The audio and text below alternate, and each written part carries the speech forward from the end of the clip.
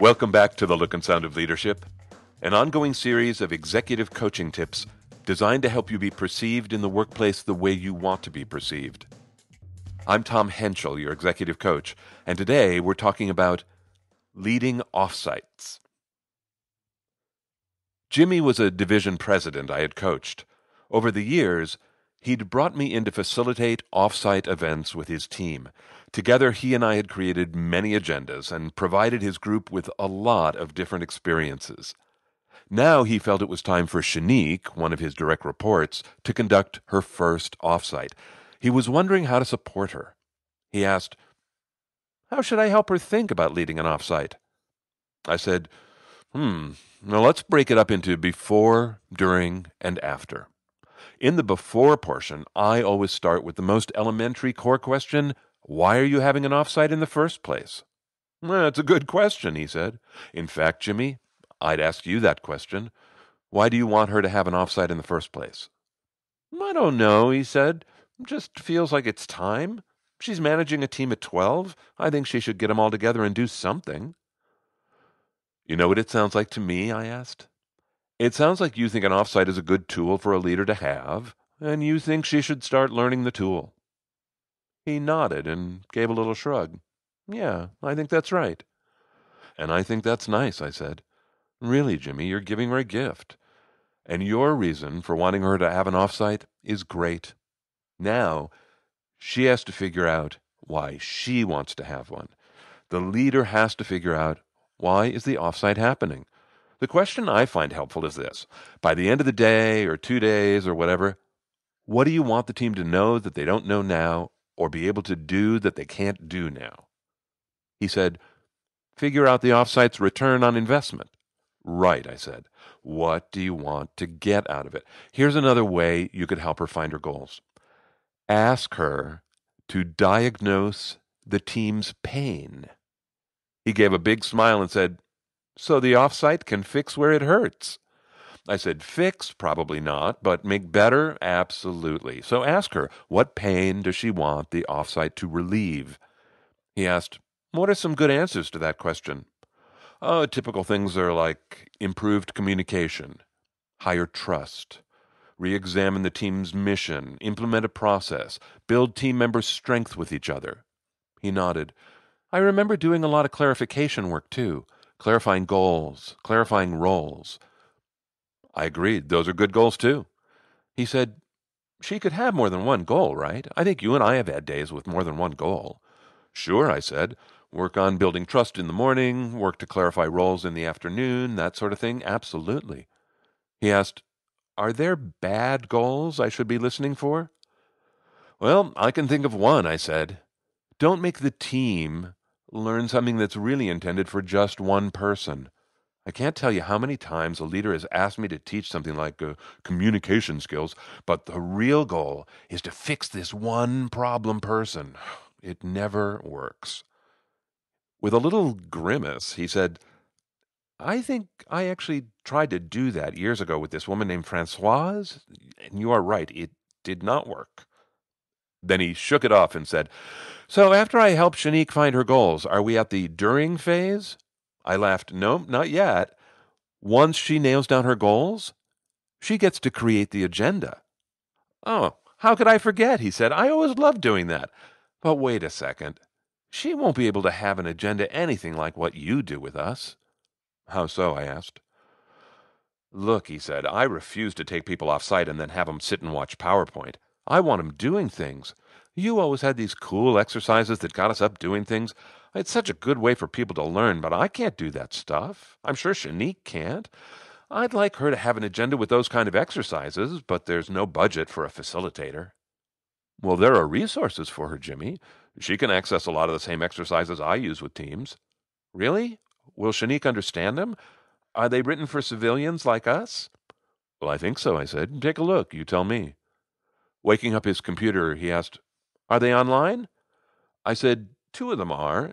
One's not. The one that's not is my favorite. It's my go-to book for all things team-related. It's actually a 3-ring binder. It's probably 400 pages of exercises you can do with a team. It's called the Fieldbook of Team Interventions. The lead author is Harry Eggleton. It's like a treasure trove. I would not survive without it. He asked, I can find it on Amazon? You can, I said. Then I said, the next one is online. I use the site a lot. It's called Liberating Structures, liberatingstructures.com. The activities there are so well designed, sophisticated, but explained clearly. And there's an app now, too. It's all free. It's a gift. Got it, he said, bookmarking the site. I said, number 3 is completely different. It's an archive of games, 1-minute games, 10-minute games, things to wake people up. It's online at Tyagi.com. Tyagi is the guy's name. It's THIAGI.com.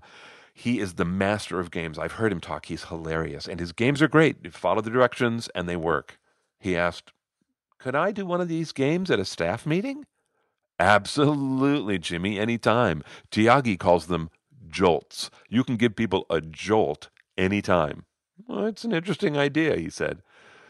So, suppose the agenda is created thanks to all these resources. Now, are we at the during phase? I think we are, I said. Well, Jimmy, you've done a ton of these. How would you advise her about the during phase? He shot back, don't get ruffled, but have opinions. That's great, I said. Having an opinion's easy for me, but not getting ruffled, that is harder. There are times I want to shake him by the throat and say, what are you talking about? That is insane. But I sit there nodding my head like I'm listening to a love song. Don't get ruffled. It's important. I said, it is important if people are going to talk honestly. He went on, it's one of the nice things about having a facilitator. When you're there, you can be the neutral guy, and I get to be just one more person trying to be honest. I've seen you do that, Jimmy, and you know what I think you also do well? You wait. You are really patient. You take your turn last a lot of the time. He smiled at me. It's been hard to learn. But if I go first as the boss, I never hear what people are really thinking. I asked, what else would you tell Shanique to do in the during phase? He said, ask an open-ended question, then shut up. Don't explain your thinking. Don't ask it 4 different ways. Just ask one open-ended question, then shut the hell up. I laughed. That's well said. What else?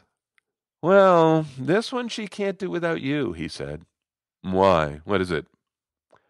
Have an outsider's view of the team. Try and see your team from as far away as you can. Having an outsider's perspective about the team that I see day in and day out is very helpful. But Shanique is not going to get that this time.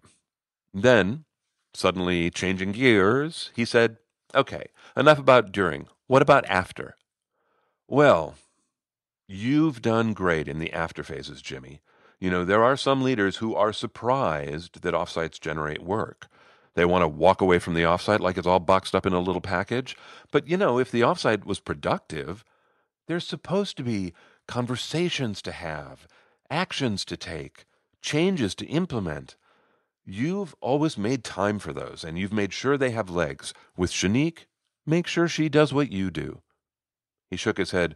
Well, I used to get so frustrated after my boss's offsites. We'd go off and we'd do all that work, and then it never got mentioned again, except maybe at another offsite a year later, as if once a year makes a difference.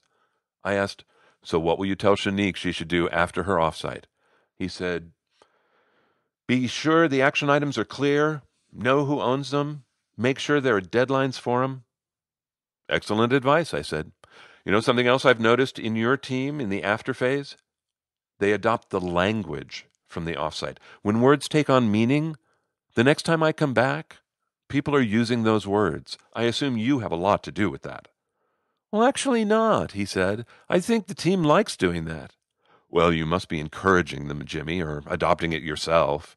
Oh, that's true. I do make sure to adopt the language. He gave a little laugh. Recently, this woman transferred into the team, and she asked us if we knew that we spoke a lot in code. I took it as a compliment. It made me realize how far we've come. Jimmy knew the value of offsites. He wanted Shanique to learn that a well-planned offsite helps a team move toward the look and sound of leadership. Okay, I have 3 more resources to give you and a few more thoughts about offsites, but there is something I'm really excited about, and I want to tell you about that first. I was recently on Dave Stachowiak's Essential podcast, Coaching for Leaders. It comes out every Monday. On the first Monday of every month, he and his wife Bonnie take questions from the listening community. Now, I love listening to Dave, and Bonnie is great in her own way. She has such an interesting perspective, and she's really articulate, and so she and Dave do this Q&A show once a month. Well, Bonnie was going to have to miss a show because of her own faculty obligations, and Dave asked if I would step in, and I was honored and said, "You bet." So I got to do Q&A on Coaching for Leaders, and I loved it. It's a good episode too. If you missed it, it's Dave's episode number 368. What I found doing that episode was that doing Q&A was a new way for me to think and a new way for me to communicate, and I really enjoyed it. I enjoyed it so much that I reached out to my friend and colleague, Mindy Dana, and I said to Mindy, "Hey, what would you think about doing a Q&A show with me?" And Mindy said yes. Now, I really want you to get excited about the opportunity you're going to have to get to know Mindy Dana.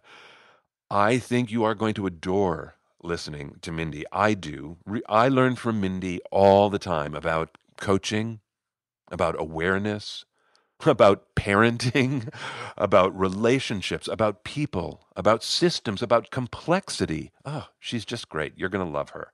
So we're ready to go. We just need one thing: your questions. So, you have 2 coaches here who have decades of experience waiting to talk about whatever is on your mind. Fire away. Go to the Essential Communications website, essentialcomm.com. It's essentialcomm with 2 M's.com. Hit the contact button and ask us a question. We can't wait. We are so excited. Another piece of excitement this month: the celebration of people who post reviews in iTunes. All of you, past and present, thank you so much. This month from India, Ashish with a smiley face. From Brazil, Mr. Maurizio Light. Here in the United States, Mom on the Lake, Sarah P., El Cherez 21, Kim Ronish, Alan 247, and Stephanie Sorrentino. Thank you, all of you. Thank you for taking the time and making the effort. I really appreciate it. And thank you also for what you write. I read your comments and I'm touched, and thank you. Okay, offsites. I hope you get to run a lot of offsites over the course of your career. They're events. It's like throwing a party for your sister's 40th birthday party. You're going to make it all happen. You're that engine. But ultimately, you are there in service of something other than yourself. It's not about you. An offsite is in service of that elusive thing called a team. That's who the party is for, the team. And you and the entire team are going to this party to get stuff done. You're going to work together, which can be fun. It can be a celebration. Use the games, find the exercises, get people out of their day-to-day routine. An offsite allows you to do that. Now, I want you to know it doesn't matter what your offsite looks like. I promise you, every offsite is not equal. I have been to offsites at exquisite resorts on cliffs overlooking the Pacific Ocean, and I'm only there for 1 night, but the team is going to be there for 3 nights, and wow, nice offsite. And look, I've been to offsites that's just in the conference room that faces the lobby that everyone was in yesterday, and everybody's a little bit on display. But that's the team's offsite. I mean, but it's still an offsite. And by the way, if that last situation is yours, that you're actually going to be in your own conference room, I want to say set up some ground rules with the people who are working around you. Let those people know that you are quote unquote off-site. You are really not there. You're not available that day. People shouldn't be running in with news of the day. If you are the one who's getting to plan the offsite, first off, congratulations. You're going to start by setting goals, right? When you're setting goals, I'd like you to think that there are 2 kinds of goals, and each of us tends to be attracted to one kind or the other. We favor it, and I think we should all have our eyes on both. The one kind of goal is measurable. Learning that new process, reaching an agreement, gaining clarity on a mission, measurable stuff. Some leaders gravitate towards those measurable kinds of goals. Some leaders don't. Some leaders move towards goals that are less measurable. Things like building trust, learning to give feedback, mindfulness, creativity, recreation. Some people gravitate to those less measurable goals. Some don't. I'm suggesting that you will be a more balanced leader if you can learn to find value in both types of goals. You won't be as fluent in one as the other, at least not at first, but don't let that keep you away. It just takes practice, like every other part of leadership. Don't go for perfect. Give it a shot. I don't know if you remember, but earlier I said I had 3 more resources for you. Well, I do. So here's number 1, and this is one that I think many of you will be familiar with. It is Patrick Lencioni's book, The Five Dysfunctions of a Team. In the back of that book are exercises you can do with your team. In fact, there is an exercise there called Personal Histories, and I use that exercise with teams all the time, and I learned it from that book. And by the way, I think that exercise is so transformative. I devoted an entire episode of The Look and Sound of Leadership to it. The episode is called Personal Histories as Your Brand. So it's a great exercise if you want to do something with your team. And my point is, in the Five Dysfunctions of a Team, you can find exercises. And I bet that book is already on a lot of listeners' bookshelves. Here's resource number 2. There's a companion book called Overcoming the Five Dysfunctions of a Team. And that book is specifically for leaders, managers, and facilitators. It's nothing but exercises. It's great. Very helpful. The third resource is another episode of mine. It's from April 2016. It's called Power Tools for Teams plus Delta. If you want to learn to lead activities with your team, give this episode a listen. I know a leader who runs plus Delta at the end of every weekly staff meeting she has. And she has learned a lot from doing it every week. And come next year's offsite, she will be a lot more skilled than she was at last year's offsite. So go, flex your muscles. There's lots you can do.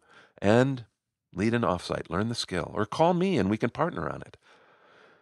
If this part of leadership sparks your interest, this episode has 3 tags in the archive: leadership, management skills, personal growth, and self-development. Those are 3 ways you can filter the tips in the archive.